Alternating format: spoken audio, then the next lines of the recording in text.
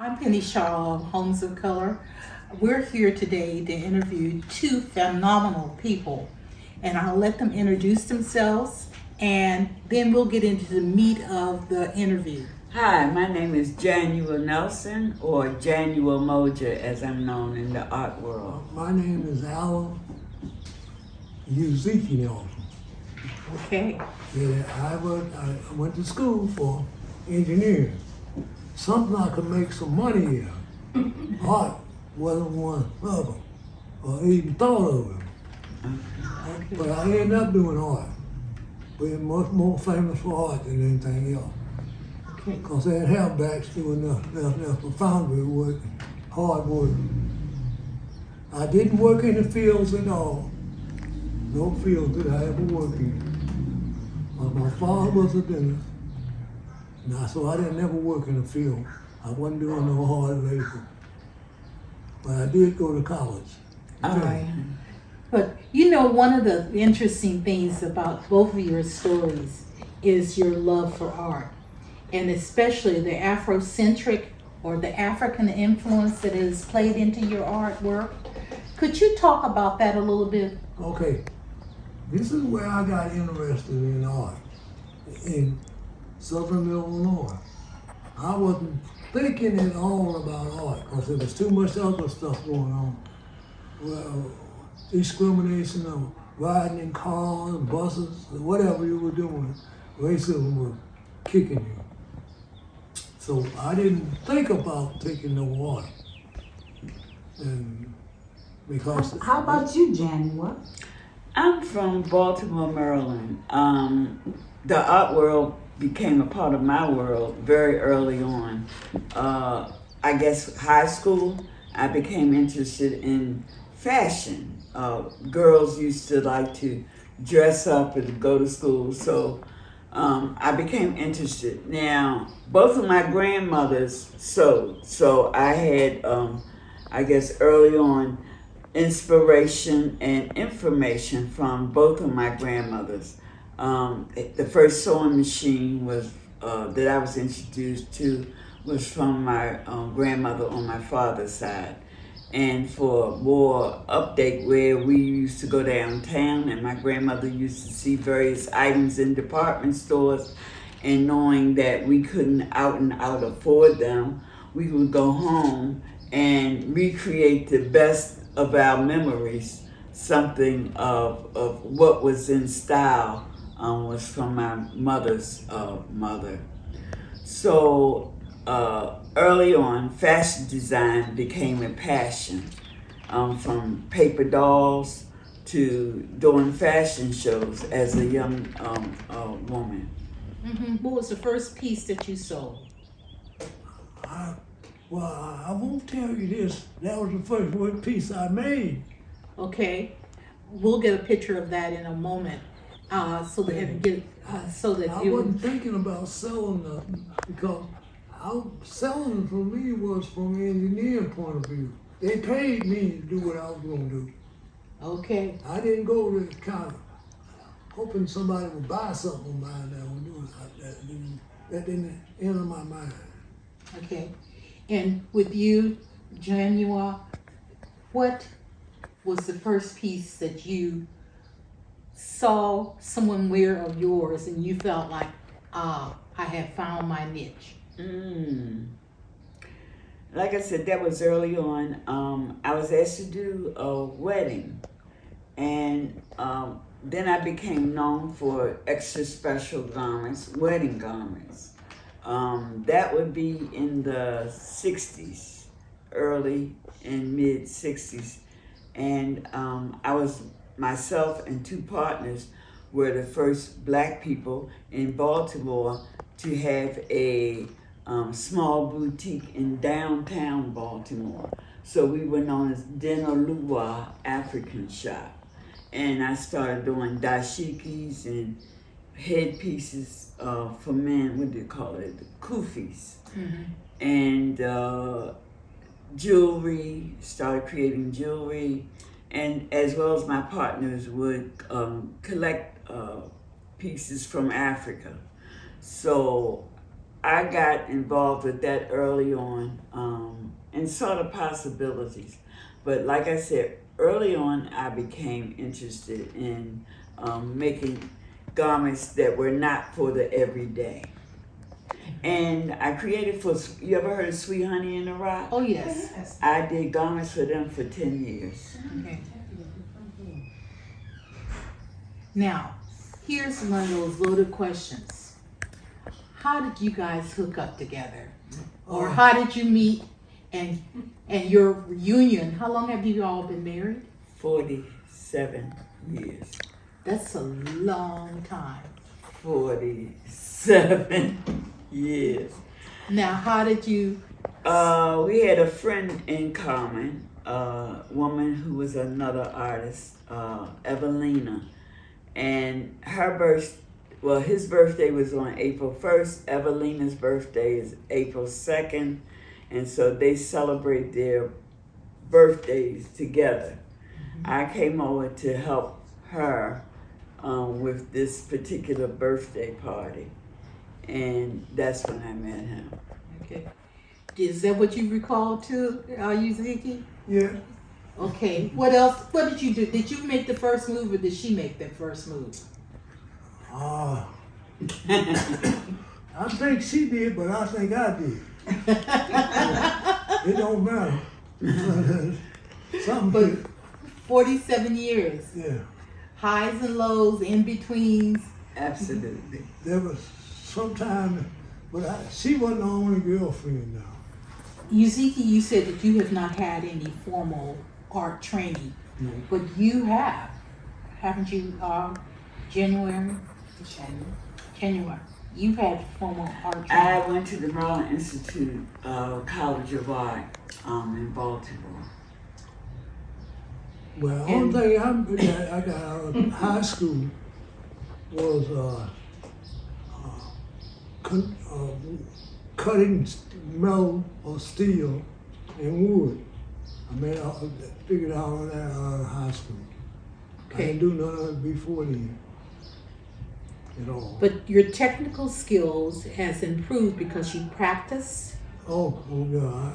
Like I say, like I was the only black guy in Peoria doing anything that I know of about technical, because they didn't allow us blacks to do anything else in Peoria. It was strictly racism. Can you both tell me a little bit about your interests and the things that you're doing currently in the Washington, D.C. area? Right. Well, in the Washington, D.C. area, when I came here, I learned about art from being around other artists. That was one of the big things I learned. But they didn't do welding. I did welding, making stuff out of steel. That's what I learned how to deal with from an engineering point of view. And where are some of your works now located in D.C.? Well, right down the street here, there's one, Paul Roberson, and Malcolm 16th Street. and 16th Street.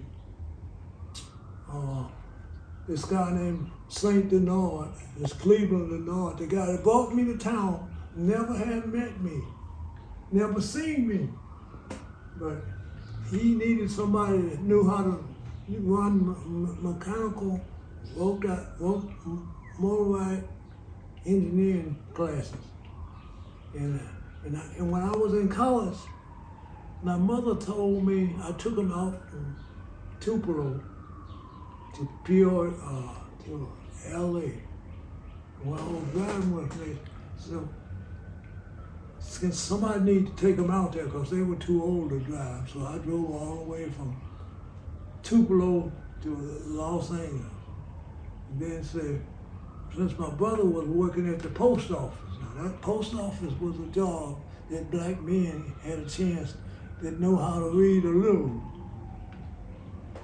So you have several of your works here in DC. Oh Then. yeah, man, more works here in DC than anything else I ever did. Right here in DC. Okay, that's great. But What about you, Januwa? I became interested in social, what was going on socially in the arts. So I was one of the co-founders of the Golden Age of Black Art, which is an organization that started in the late 80s, early 90s, where we came together through the auspices of the NCA, which is the National Conference of Artists. I was president of the DC chapter for 5 years. As a result of that, we started to look around, travel around the country primarily. And my shows, my fashion shows, were used as fundraisers so we would do, every conference, we would do a luncheon. And the luncheon fashion show was our moneymaker for the next. But as a result of that, being a part of the NCA and the National Conference of Artists and GABA, the Golden Age of Black Art, we started to go to Bahia, Brazil. And that's when my world really opened up the possibilities. As you may know, the largest populations of people of African descent outside of Africa is in Bahia, Brazil. So that opened up so much to me as an artist. As a result of that, I began to go to Brazil for 10 years. I've taken over 302 people with me doing those trips. You all have been together for 47 years, and within that 47 years, you have both fed the spirit of creativity with each other. How is it that you have managed to be supportive of each other with your sculpture and with your mixed media work? Well, I would, whenever she wanted to try to do something, I would try to help her do it. Because, like I said, we were working with an unusual field. That's what I can tell you. Especially what I do. I work with steel and stained glass. Now, I'm the first person that I know of in life that worked with stained glass for anything. And I put stained glass on the steel. Mm-hmm. How to put it on the steel. How to make it stay there. And the only way thing could happen to somebody to take and break some glass and try to break it out. I put some pieces in Anacostia. In front of the Smithsonian. In front of the Smithsonian. The guy that was acting president of the Anacostia Museum here in town. And he saw me putting up a piece in DC. And he wanted to tell me about it. So he had met me before then.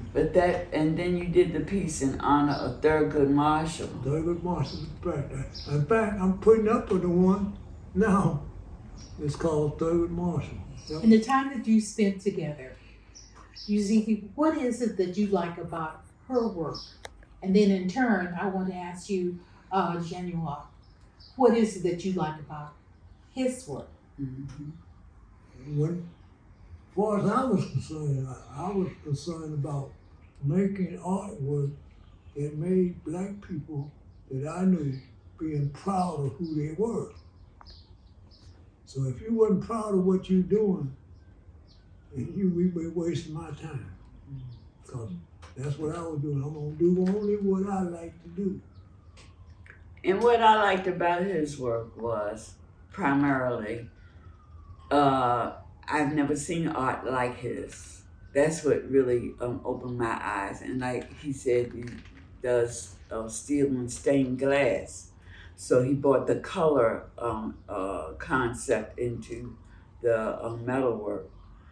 Again, we've worked together for several different projects. Like I said, I've used his sculptures on stage when I did various presentations. So they became a part of what I was doing. Again, his work is so dynamic that he saw that his work belonged on the outside more than we knew that we weren't going to get museum pieces indoors. So he ventured outdoors to people who would never go to museums or art galleries could see them. Both of us are interested in uplifting the consciousness of our people, so that we would feel proud and of our culture, our art, of who we are, of remember we came. I'm a product of the born in '46 exactly. So we were the first I was from the first generation that had moved on to begin to look back at Africa in any way in terms of as a whole as our people participating in our culture. So I'm really from that generation. You know, music is the mantra for most people's soul. And I wonder, between the two of you, do you have an interest in music? And if so, what type and what is the artist that you favor more than anything else? And how does it enrich you? Well, mine was black people's music. B.B. King was one of them in Mississippi. Guy named B.B. King in Muddy Waters. So he liked the blues. I like the blues. On the other hand, I'm very much a lover of jazz. Like John Coltrane, Pharoah Sanders, and my favorite is Sun Ra. I don't know if y'all heard of Sun Ra and the Space Orchestra, which I'm going to show you the DVD, a little bit of that show. But again, and I like reggae. I like reggae because a lot of that music initially, starting with Bob Marley, was music that helped uplift the consciousness of our people. Again, that was working within the same realm that I was working with, uplifting the consciousness. How about hip hop? Hip hop, a little of that. I think I've grown out past that stage. I'm 79, so not very. I didn't catch very much hip hop, but as a result of that, I can see where each generation had their music that brought them along. You asked if I used to live by music, which is why I finally moved to the CDs, because I bought a 5-disc CD changer. And so you can put 5 CDs on at a time, and music would play all day. I would be upstairs in my studio creating, and that was the soundtrack of my life playing. And my good friend Baina Abedi is the wife of a jazz drummer named Nasa Abedi. Nasa's group is called Supernova, and they travel all around from DC and beyond. Now they have a son named Kush Abedi, who's traveled all around the world with various jazz. He's a jazz drummer. So, and then was a phenomenal artist. When I first came to DC, I worked with his organization. It was Brother Ah. And yes, I know Brother Ah. You know Brother Ah. He was a good friend of ours. So, and I used to make garments for his group. Yes. So, again, going back, music is a part of my life. But particularly, like I said, art and artists that help nurture our spirits and bring us along as a people.